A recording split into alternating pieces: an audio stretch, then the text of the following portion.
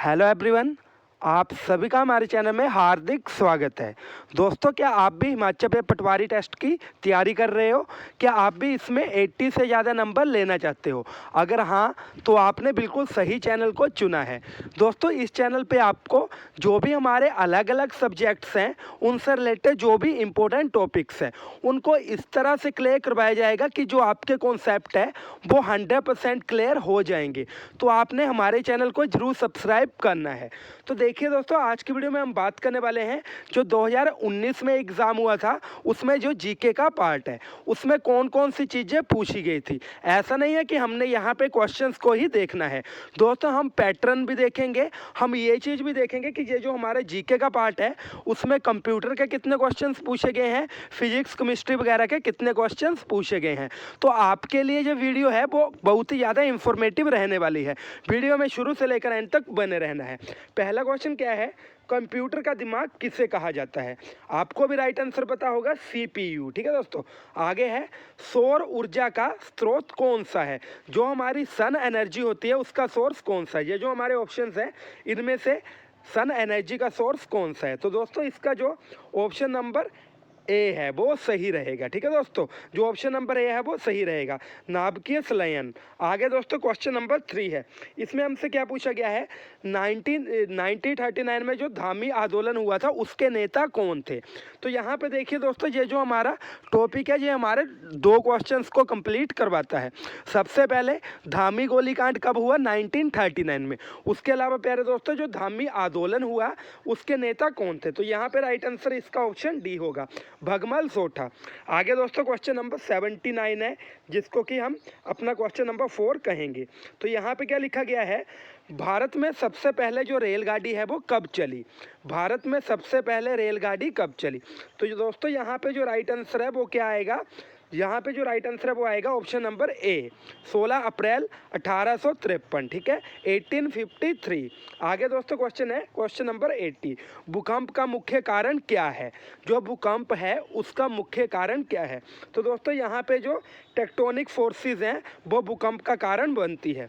आगे दोस्तों question number 81 है हमारा, हिमाचल प्रदेश हाई कोर्ट की स्थापना कब हुई थी? तो दोस्तों मैं आपको बता दूं, जो इसका राइट आंसर है वो तो आएगा 25 जनवरी 1971, लेकिन यहाँ पे जो ऑप्शन है वो दिया है 26 जनवरी 1971। तो फिलहाल हम इसी को लेके चलेंगे, ऑप्शन डी इज़ राइट। आगे नेक्स्ट क्वेश्चन है दोस्तों हमारा, शुष्क बर्फ क्या है?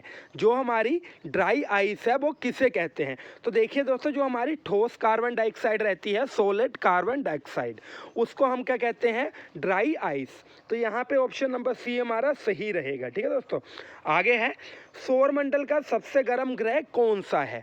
तो यहाँ पे कंफ्यूजन आती है क्योंकि कैंडिडेट्स को ये पता है कि सौरमंडल में जो हमारा सूरज है उसके सबसे नज़दीक कौन सा ग्रह है? बुध। लेकिन ये कैंडिडेट ये चीज़ भी सोचते हैं कि सबसे गर्म ग्रह भी बुध ही होगा, क्योंकि नेचुरल सी बात है कि जो जो हमारा सूर्य के करीब ग्रह है वही सबसे गर्म होगा, लेकिन ऐसा नहीं है। देखिए दोस्तों, जो सबसे गर्म ग्रह है वो है शुक्र, लेकिन सूरज के सबसे करीब कौन सा ग्रह है? बुध।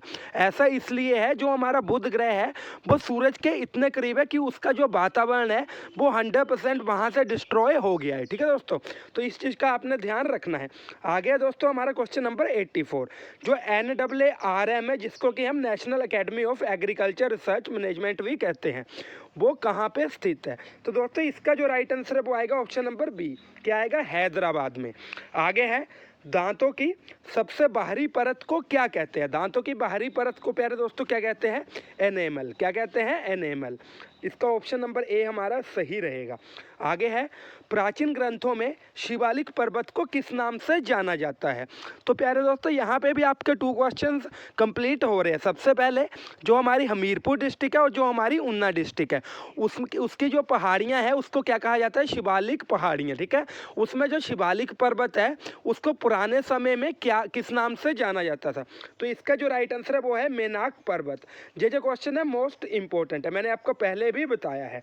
आगे दोस्तों कुफरी जीवन और कुफरी ज्योति किसकी दो किस्में हैं? तो यहाँ पे सीधा सा आंसर है दोस्तों आलू की। ठीक है, आगे है हिमाचल प्रदेश की सबसे बड़ी प्राकृतिक झील किस जिले में है? तो सबसे पहले हमें ये पता होना चाहिए प्राकृतिक झील हिमाचल प्रदेश की सबसे बड़ी कौन सी है। तो यहाँ पे दोस्तों मैं आपको बता दूं, हिमाचल की सबसे बड़ी प्राकृतिक झील है हमारी रेणुका झील, और वो कौन से जिले में स्थित है दोस्तों? सिरमौर में। ठीक है, यहाँ पे भी हमारे 2-3 क्वेश्चन क्लियर हो रहे हैं, तो आपने इन चीज़ों का ध्यान रखना है। आगे दोस्तों, भारत की सबसे लंबी सुरंग कौन सी है? तो इस चीज़ का जो आंसर है आपने यहाँ पे कमेंट बॉक्स में लिखना है। आगे क्वेश्चन नंबर 90 है दोस्तों, क्या क्या पूछा गया हमसे, जो हमारी करछम जल विद्युत परियोजना है वो कौन सी नदी के ऊपर स्थित है? तो दोस्तों मैं आपको बता दूं, इसका जो राइट आंसर है वो कौन सा आएगा? सतलुज। आगे है ग्रेट हिमालयन नेशनल पार्क कहाँ पे स्थित है? तो दोस्तों हमारे पास जो ऑप्शन है पंजाब, उत्तराखंड, असम, हिमाचल प्रदेश। तो इसका जो राइट आंसर है वो आएगा हिमाचल प्रदेश, क्योंकि ये जो ग्रेट हिमालयन नेशनल पार्क है वो कुल्लू जिले में स्थित है। आगे दोस्तों, संस्कृत भाषा की जो व्याकरण है, जो हमारी संस्कृत की ग्रामर है, उसके रचयिता कौन है? उसकी जो रचना है वो किसने की? तो दोस्तों इसका राइट आंसर है पाणिनि। ठीक है दोस्तों, आपने इस क्वेश्चन को भी ध्यान में रखना है। ये ऐसे क्वेश्चन है जो कि हर वक्त आपके माइंड में रहने चाहिए, क्योंकि किसी भी एग्जाम में ये जो क्वेश्चन है वो इम्पोर्टेंट रहते हैं। आगे है खाने के पैकेट पर अगर भूरा या लाल निशान हो तो ये खाना है उसकी किस विशेषता को प्रकट करता है? मान लो कि आपने एक पैकेट खरीदा खाने का, उसके ऊपर रेड और ब्राउन जो साइन है वो दिए गए हैं, तो इससे हमें क्या पता लगेगा कि ये जो बीच में खाना है वो नॉन वेज है, वो मांसाहारी है। Option B is right. आगे है कालिंदी किस नदी का वैदिक नाम है? राइट आंसर है यमुना। ठीक है दोस्तों, जो कालिंदी है वो यमुना नदी का वैदिक नाम है। क्वेश्चन नंबर 95 मोस्ट इंपॉर्टेंट है, भूतनाथ मंदिर कहाँ है? तो दोस्तों देखिए, जो हिमाचल का भूतनाथ मंदिर है वो कहाँ पे है? मंडी डिस्ट्रिक्ट में। ठीक है दोस्तों, तो आपने इस चीज़ का ध्यान रखना है। आगे हमारा क्वेश्चन नंबर 96 से प्यारे दोस्तों क्या पूछा गया है, ऐसा कौन सा जीव है जो पक्षी नहीं है फिर भी उड़ता है? ऐसा कौन सा जीव है जो पक्षी नहीं है फिर भी उड़ता है? तो यहाँ पे मैं आपको बता दूं, आंसर आएगा चमगादड़। ऐसा इसलिए है क्योंकि जो हमारा चमगादड़ है वो स्तनपाई में आता है। ठीक है दोस्तों, वो पक्षियों में नहीं आता। तो ये जो क्वेश्चन है वो ईबीएस से मोस्ट इंपॉर्टेंट क्वेश्चन है। ठीक है, आपने ध्यान में रखना है। Option D is right. आगे है भारत का कौन सा स्थान लिटिल लहासा कहलाता है? राइट आंसर है धर्मशाला। अगर हमने और डीपली जाना है तो धर्मशाला का जो मैक्लोडगंज है उसको हम लिटिल लहासा कहते हैं। आगे दोस्तों, मानव पाचन तंत्र का सबसे लंबा जो भाग है वो कौन सा है? उम्मीद है आपको इसका आंसर आता होगा। तो यहाँ पे दोस्तों क्या है, हमारी छोटी आंत। जो छोटी आंत है वो मानव पाचन तंत्र का सबसे लंबा भाग है, और इसकी जो लंबाई है लगभग 7 मीटर हो सकती है। अंदर अंदर ये इस तरह से फैली हुई होती है, लेकिन इसकी जो लंबाई है वो लगभग 7 मीटर रहती है। आगे दोस्तों, विश्व जल दिवस कब मनाया जाता है? ये जो क्वेश्चन है आपके लिए होमवर्क है, आपने यहाँ पे आंसर बताना है। आगे है पत्तों का जो रंग ग्रीन रहता है, हरा रहता है, वो किस कारण रहता है? कौन से तत्व के कारण रहता है?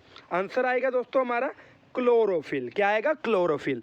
उम्मीद है आपने पैटर्न को समझ लिया होगा कि इसमें साइंस भी आती है, जीके भी आती है, इंडिया से भी क्वेश्चंस पूछे जाते हैं, और 1-2 क्वेश्चन कंप्यूटर से भी पूछ सकते हैं। तो आपने दोस्तों इसी तरह से तैयारी करनी है। दोस्तों आगे की जो हमारे अलग अलग पार्ट्स के प्रीवियस ईयर क्वेश्चन पेपर्स है वो भी मैं आपको प्रोवाइड करवाऊंगा। आपने हमारे चैनल के साथ जुड़े रहना है। दोस्तों वीडियो अच्छी लगी है, वीडियो को लाइक करें, चैनल को सब्सक्राइब करें, अपने फ्रेंड्स के साथ ज़्यादा से ज़्यादा शेयर करें। Thank you. जय हिंद, जय भारत, जय हिमाचल।